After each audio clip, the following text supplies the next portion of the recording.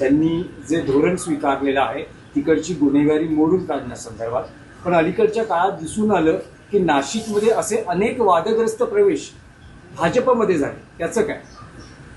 भाजपमधल्या नगरसेवकांना सुद्धा मुख्यमंत्र्यांनी सोडलेलं नाही किंवा ज्याने अलीकडच्या काळात भाजपमध्ये प्रवेश केला अशा गुंडांच्या टोळ्यांचा सुद्धा मी गेल्या काही दिवसात पाहतोय पोलीस आयुक्त संदीप कर्णिक यांनी पूर्णपणे बिमोड करण्याचं धोरण स्वीकारलेलं आहे.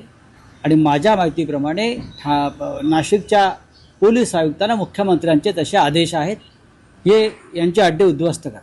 मग तो भारतीय जनता पक्षाचा आहे का, तो शिवसेनेचा आहे का, तो काँग्रेसचा आहे का, तो राष्ट्रवादीचा आहे का?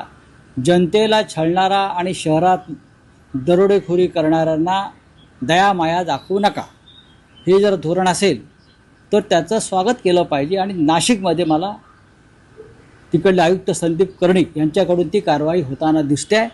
अशा प्रकारची कारवाई ठाण्यात व्हावी. नाही, पण पुणे अपवाद आहे का? कारण पुण्यामध्ये मी मुख्यमंत्र्यांचं अभिनंदन करतो.